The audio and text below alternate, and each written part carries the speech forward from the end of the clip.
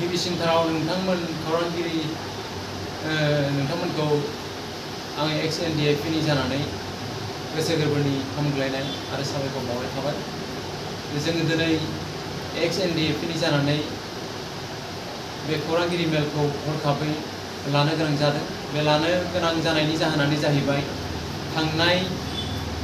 14 बे सोलिफु दाननि 14 अक्ट'खालि क'क्राझार आरो चिरां बिथिंजाय जों Ex-NDFB फोरनि मुङाव बिसावरायग्रानि सिगनेचार होनानै मोनसे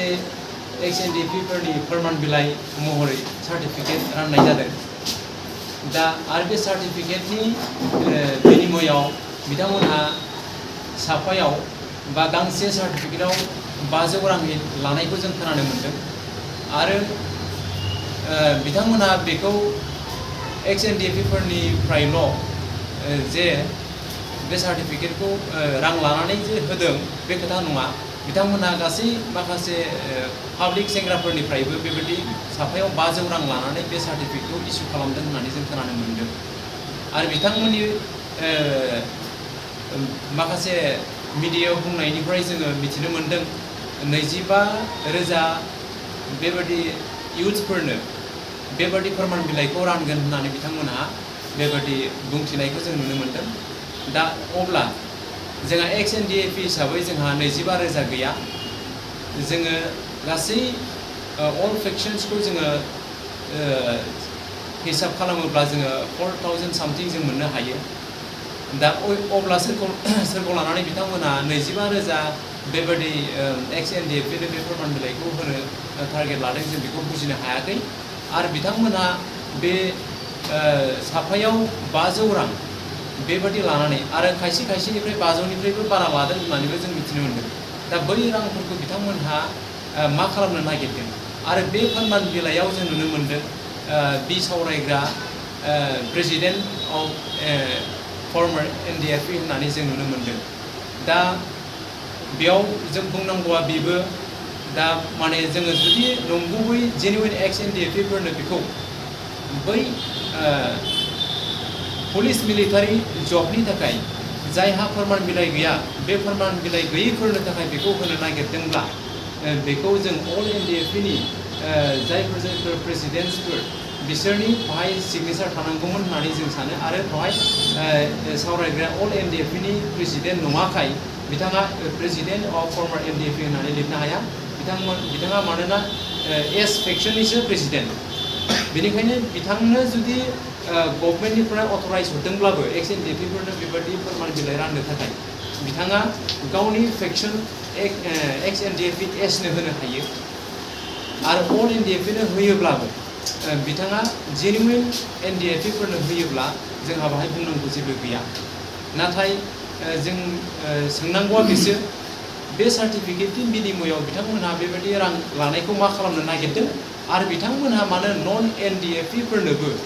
Ex-NDFB इयुथ्सफोरनोबो मानो थाखाय NDFB नि सार्टिफिकेट होनानै मा फोरमायनो नागिरदों बा मा खालामनो नागिरदों? जों बिनि फिननायखौ जोङो मोननो लुबैयो। आरो फारसेथिंजाय जिहेतु आसाम गभर्नमेन्टआ बेबायदि पुलिस मिलिटारि जबनि थाखाय माखासे पस्ट डिक्लेयार खालामनायखौ बयबो मिथिनो मोनो। नाथाय बेयाव डेफिनेटलि बुंनाय गैया जे NDFB नो बेसेबां quota लाखिगोन होननानै बुंनाय गैया। भारबेलि जों मिथिनो मोनदों 2% quota लाखिगोन होननानै। नाथाय बे 2% खौ जों हिसाब खालामोब्ला दिनैनि दिनाव बे 3,000 पस्ट जुदि दङब्ला अब्ला Ex-NDFB नि थाखाय बेवहाय 60टासो पस्ट थाहैगोन। अब्ला बे 60टा पस्टखौ बे जुदि 25,000 इयुथ्सफोरनो Ex-NDFB नि फोरमान बिलाइ होनानै बे पस्टनि थाखाय एप्लाइ खालामहोयोबा सोर मोनगोन बे पस्टखौ? सोर जेनुइन NDFB आ दिनै बैसो लानानैबो एजआ क्रस जानो नागिरबाय आरो बेबायदि क्वालिफिकेसन हिसाबैबो मिट खालामनो नागिरा। अब्ला जायफोर बै नन NDFB फोरा बेबायदि सार्टिफिकेटखौ लानानै NDFB जानानै एप्लाइ खालामोब्ला बिथांमोना बै 2% खौ बिथांमोनानो अक्युपाइ खालामगोन। अब्ला रावबो NDFB आ बाहाय मोननो हानायनि राहा गैया। आरो गुबुन फारसेथिं बाहाय जोंहा बे पुलिस मिलिटारिनि जितु एप्लिकेसन लानाय साबमिसन खालामनाय बियो अनलाइनसो जादों दा बे अनलाइन खालामनाय लोगो लोगो बाहाय जेनेरेल हिसाबैसो अनलाइन खालामगासिनो थानायखौ जों नुनो मोनदों बाहाय NDFB नि पटा होननानै बाहाय स्पेसिफाइ खालामनाय गैया बे अनलाइन बेखौ एप्लाइ खालामनाय लोगो लोगो बे जेनेरेल थांबाय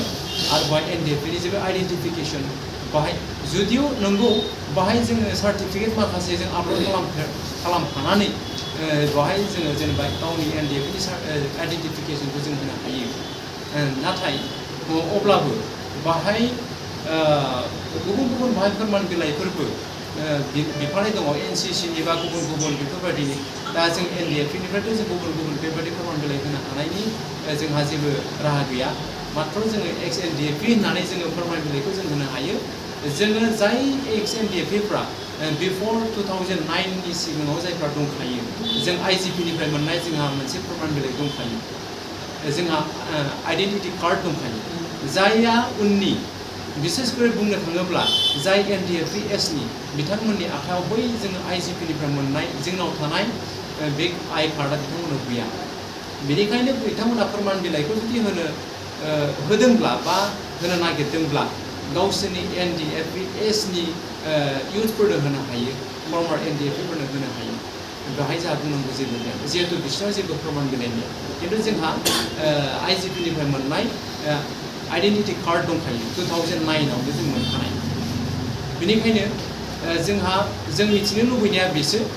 बे 500 सासेयाव 500 रां लानायखौ मा खालामनो नागिरदों आरो 25,000 इयुथ्सफोरनो बेखौ होनाया मा ओंथि फोरमायनो नागिरदों आरो बेजों लोगोसे बा लाइफ इमप्रिजनमेन्टआव कनभिक्ट जानानै दङ दा बेनि सायाव जोङो Ex-NDFB फ्रा गुबुन गुबुन समाव गुबुन गुबुन बेबायदि हाबाफारि लानायनि गेजेरजों गुबुन गुबुन राहा लाबोदों बेखौ सफनायनि थाखाय नाथाय बेवहाय दिनै BTR गभर्नमेन्टआ जोंजों कअपारेट खालामाखै आरो बे बेलायाव दिनै बिथांमोना रिलाक्टेन्ट गोसो गैया इनडिफारेन्ट डिसइन्ट्रेस्टेड बेनिखायनो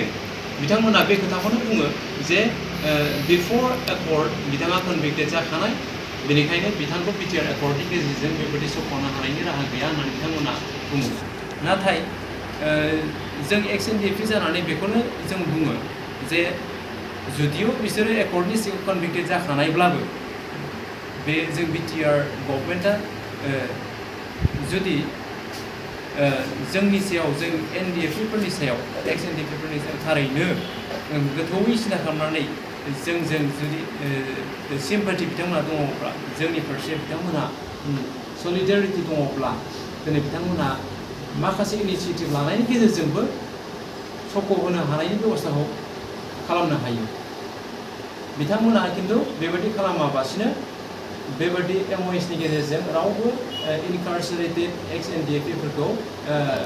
रिलिज खालामनो हानायनि बेबस्था गैया होननानै बिथांमोना एरायनायखौसो जों नुनो मोनबाय थादों बेजों लोगोसे जों मिथिनो लुबैनाया बेनो जोङो Ex-NDFB हिसाबै जिहेतु 4 लाख जों फिक्स डिप'जिट जों गभर्नमेन्टनिफ्राय रिहेबिलिटेसन हिसाबै जों मोनदों बे 4 लाख मोननायावबो गोबां NDFB नङैफ्रानो बेखौ मोनफानाय दङ नाथाय बेखौ जों जेबो बुंनो थांला दा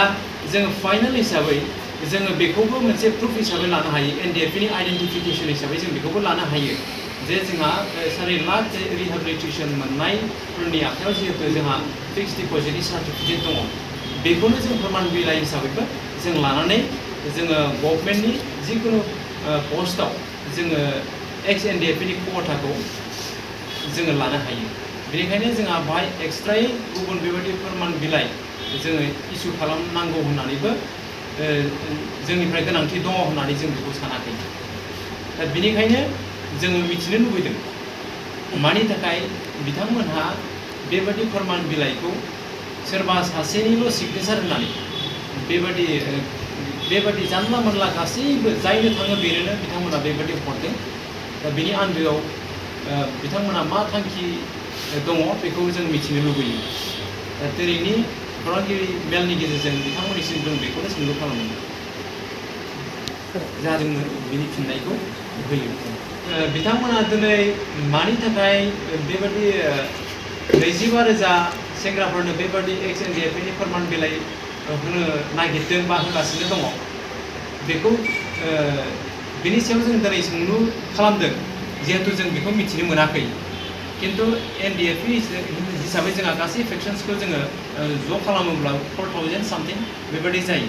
जायफ्रानोखि जोंहा 4 लाख बा जोंनि 4 लाख रिहेबिलिटेसनखौ मोनखांनाय बेखिनियाल'सो जोंनि Ex-NDFB होननानै जों मिथिनो मोनो दिनै जों Ex-NDFB हिसाबै जोंहा बैसोआ साख्रिनि मावनो हानायनि बैसोआ जोंहा क्रस फ्रायानो जाजोब्बाय बेबादि बैसो मावनो साख्रि मावनो हानाय बैसोआ गोबां खमसै दा बेनिखायनो दिनै गभर्नमेन्टआ जुदि जों Ex-NDFB नि थाखाय थारैनो MOS आव लिरनाय बादि साख्रिखौ हगारोब्ला जोंहा एज रिलेक्सेसना जोंनो नांथारगोन आरो क्वालिफिकेसन हिसाबै जोंहाथ' नांगौ बादि गोबां क्वालिफाइड बेबादि गैखाया अब्लाबो जि क्वालिफिकेसन बेखिनि क्वालिफिकेसन जों जिबादि जबा जोंनि थाखाय बा जों जि जबनि थाखाय जों एलिजिबल बेबादि जबखौ जों मोननो हास्थायो जोंनि गासै फर्मार Ex-NDFB फोरनि थाखाय किन्तु एजनि बेलायाव जों बेखौनो बुंनो थाङो जे जोंनो एज रिलेक्सेसनखौ जोंनो नांथारगौ जोंहा मानोना एकर्डआ 2020 आव जादों बे 2020 खौ बेस खालामनानैसो जोंनि एजखौ बिथांमोना काउन्ट खालामनांगोन दिनैसिम मानो होनब्ला एकर्डनिफ्राय 3-4 बोसोर बारलांबाय बे 3-4 बोसोरखौ बिथांमोना बेयाव काउन्ट खालामनो मोननाय नङा जोङो Ex-NDFB जानानै BTR नि CEM बिथांखौ जोङो बेखौनो खावलायनो सानो दिनै बिथाङा जों Ex-NDFB फोरनि जानानै बेबायदि माबा मोनसे बोल्ड इनिशिएटिभ लानायखौ जिहेतु जों नुनो मोनाखै दिनैसिम 4 बोसोर जालांनोसै 2020 निफ्राय अब्ला दासिमावबो बिथांमोना जोंनि सायाव जेबो इनिशिएटिभ लायैखौ जों नुनो मोनदों ओंखायनो लेटैब्लाबो बिथाङा जों Ex-NDFB नि सायाव मोनसे सिम्पाथेटिक मोनसे एक्सनखौ लानांगौ आरो बेबायदिनो Ex-NDFB नि थाखाय बिथांमोना दिनै जिहेतु जों Ex-NDFB नि स्ट्रागल एन्ड डेडिकेसननि थाखायसो दिनै जाय CEM बा सोरबा डेपुटि CEM बा गुबुन दिनै बिथांमोना बेबायदि पजिसन एन्ड पावारखौ सोरनि थाखाय सोरनि डेडिकेसन सोरनि सेक्रिफाइसनि थाखाय मोनदों बे Ex-NDFB नि थाखाय मोनदों अब्ला Ex-NDFB नि रिहेबिलिटेसननि थाखाय बा थांना थानायनि थाखाय बिथांमोना बेबायदि खामानिखौ जुदि मावनो हायाब्ला Ex-NDFB नि मोजां थांना थानायनि मोनसे राहाखौ बिथांमोना होनो हायाब्ला बिथांमोना दिनैनि दिनाव माने कावार्ड लिडार्स होननानै जों बुंनो गोनां जागोन बिथांमोना माने साहस गैया बेबायदि साहस गैयै लिडारफोर आरो जोंनि सायाव बेबायदि सिम्पाथि गैयै अननाय गैयै बेबायदि एसे क्रुएल एटिटिउडनि लिडार्सफोर होननानैबो जों बुंनो गोनां जागोन जिहेतु जोंनि पाथेटिक कन्डिशनखौ जोंनि दिनै Ex-NDFB फोरनि जिबायदि डिप्लरेबल कन्डिशन दुखुनांथाव माखासे जिउ खुंनाय बेफोरखौ नुनानैबो जुदि बिथांमोना एज ए हिउमेन हिसाबै जों जि फारसे जुदि सिम्पेथाइज खालामनो रोङाब्ला अब्ला बिथांमोना हिउमेनिटी बेबायदि ग्राउन्डनिफ्राय जों नायोब्ला बिथांमोनहा दिनै बेबायदि हार्टेड बेबायदि लिडार्सफोर होननानै जों बुंनो गोनां जागोन नोंथांमोनना दिनै केसनि बेलायावथ' जोङो बेखौनो बुङो केसआ दिनै बेबायदि जोंथ' एकर्डनि सिङाव जों जेनेरेल एमनेस्टिनि थाखाय जोङो जिहेतु जोंहा गावनो लाफाखानाय दङमोन बे हिसाबैनो जोंहा एकर्डआ जोंनि एक्सपेक्टेसन बायदि जायाखैब्लाबो जि रोखोमनि एकर्डआनो जायाथों मानो बे एकर्डनि थ्रुयैनो बे MOS नि थ्रुयैनो जोंनि गासैबो केसफ्रा उइथ्र' जाजोबनांगौमोन नाथाय जायाखैसैब्लाबो दिनैसिम MOS आव जिहेतु लिरनाय दङ जे हेनास एन्ड नन हेनासनि बाथ्रा दा अब्ला दिनै नन हेनासफोरखौथ' इमिडियेटलि बेखौ उइथ्र' खालामजोबगोन होननानै बुंनाय खोथा दंमोन नाथाय दिनैनि दिनाव बेवहाय जेबो मोनसे बेबायदि केसनि सायाव उइथ्र'वाल खालामनायखौ जों नुनो मोनाखै नोंगौ मोनसे मोननै बेबायदि माखासे गावबा गाव इन्डिभिजुवेलि नांनानै माखासे केसफोरखौ बेबायदि सिफायनानै लाबाय किन्तु बेबायदि एज ए हल Ex-NDFB फोरनि केसफोरखौ दिनै बेबायदि फोजोबस्रांनायनि बेबायदि राहा लामाखौ दिनै बिथांमोना बेबायदि गोख्रोङै लानायखौ जों नुनो मोनाखै दिनै जोंहा फाउन्डिं प्रेसिडेन्ट अफ NDFB जोंहा डि आर नावला बिथाङा दिनैसिमबो